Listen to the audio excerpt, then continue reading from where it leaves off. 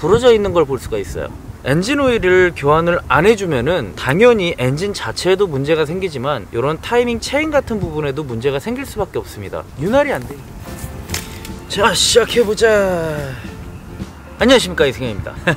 오늘도 밤이지만 이렇게 야외에 나와서 지금 촬영을 하고 있는데, 오늘 할 얘기는 무엇이냐면은 타이밍 체인 과연 영원할까? 한마디로 반영구적이라는 표현을 많이 합니다. 타이밍 체인은 반영구적일까? 네, 오늘은 바로 타이밍 체인에 관련된 이야기입니다. 여러분, 타이밍 벨트는 많이 들어보셨죠? 타이밍 벨트는 엔진에 캠샤프트와 크랭크샤프트의 타이밍을 제어해주는 벨트 또는 체인이에요. 근데 이 타이밍 체인이 반영구적이라는 표현을 많이들 합니다. 때에 따라서는 반영구적이 될 수가 있어요. 하지만 때에 따라서는 반영구적이 될 수 없기도 합니다. 자, 그러면 엔진 오일이 해주는 역할에 대해서 먼저 좀 자세히 알아야 되겠죠. 엔진 오일이 해주는 역할은 여러분들이 흔히 알고 계시는 것 중에 하나가 윤활입니다. 윤활.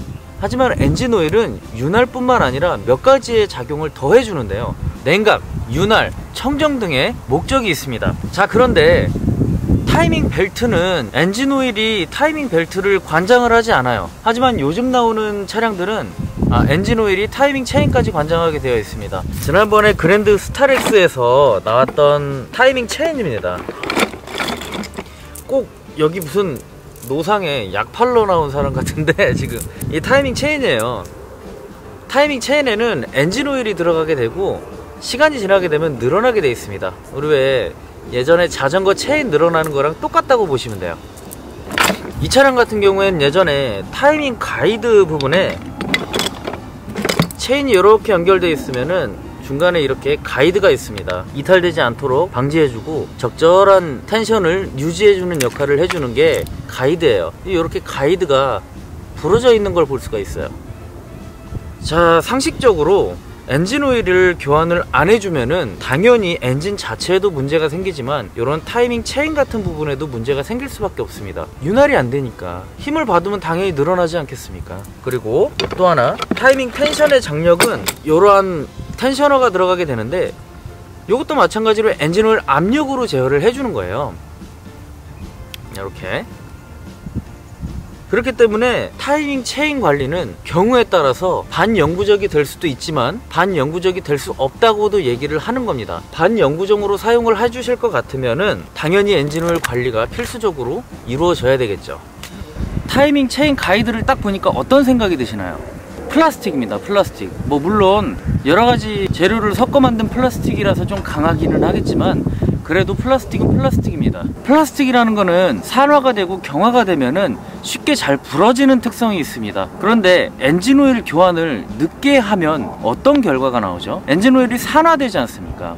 엔진 오일의 점도가 점점 무너지고 틀어지게 돼버리는 겁니다. 그리고 타이밍 체인이 여러분이 생각하시는 것보다 좀 얇지 않나요? 자전거 체인? 어떤 차종들은 진짜 자전거 체인만한 체인들도 있습니다. 뭐 물론 그거보다 튼튼하겠지만요, 몇몇 차종들 빼고. 타이밍 체인이 가장 문제되는 차종들이 있죠. 바로 BMW의 N47 엔진, 디젤 엔진들, 4기통 차량들.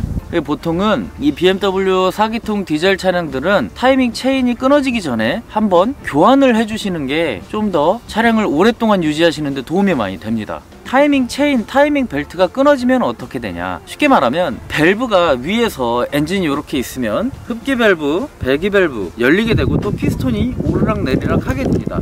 그런데 이 타이밍이 제어가 되지 않아서 밸브가 열리는 구간에 피스톤이 올라왔다고 생각을 해보세요. 그러면 때리게 되는 겁니다. 그러면은 뭐 엔진 피스톤이든 밸브 쪽이든 어딘가는 다 작살이 나게 되겠죠. 그래서 타이밍 벨트와 체인은 엔진이 운영되는 중간에는 절대 끊어져서는 안 됩니다.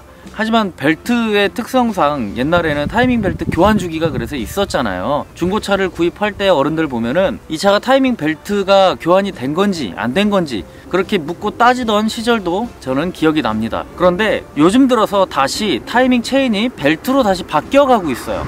아니면 체인을 사용하지 않고 그대로 옛날부터 벨트를 사용하던 회사도 있습니다.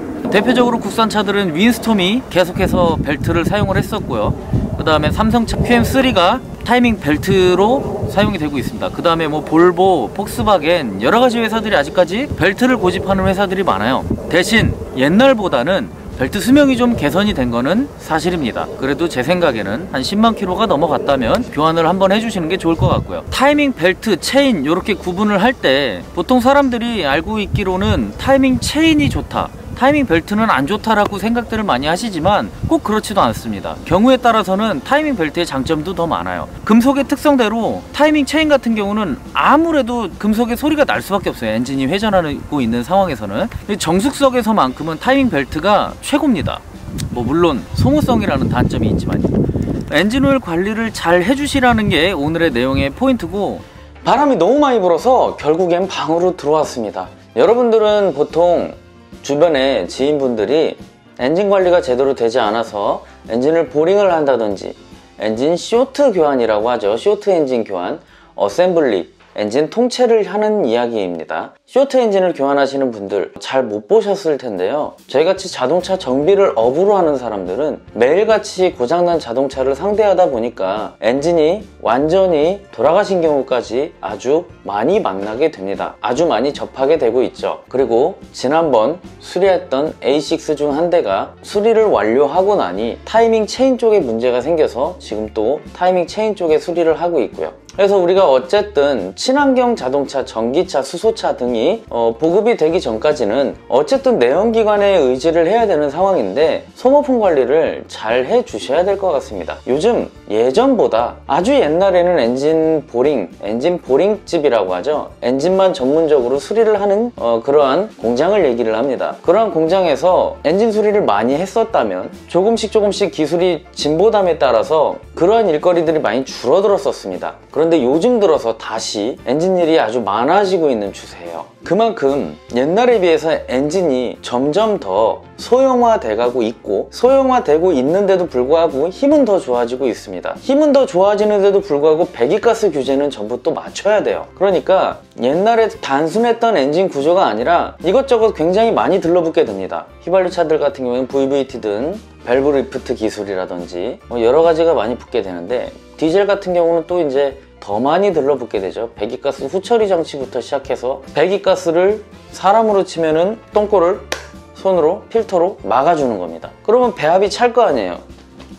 뱃속의 압력이 차오를 겁니다. 그러니까 엔진은 더 데미지를 받을 수밖에 없어요. 그래서 옛날 차량보다 약 10년 전 차량들보다 지금의 차량들이 더 관리가 많이 필요한 것입니다. 작아졌는데 힘은 더 많이 쓰잖아요. 그러면 그거에 따른 보상이 뭐가 있을까요? 자, 그래서 제가 오늘 준비한 내용은 여기까지고요. 다음에도 유용하고 재밌는 자동차 정비 이야기, 자동차 이야기로 돌아오겠습니다. 시청해주셔서 감사합니다.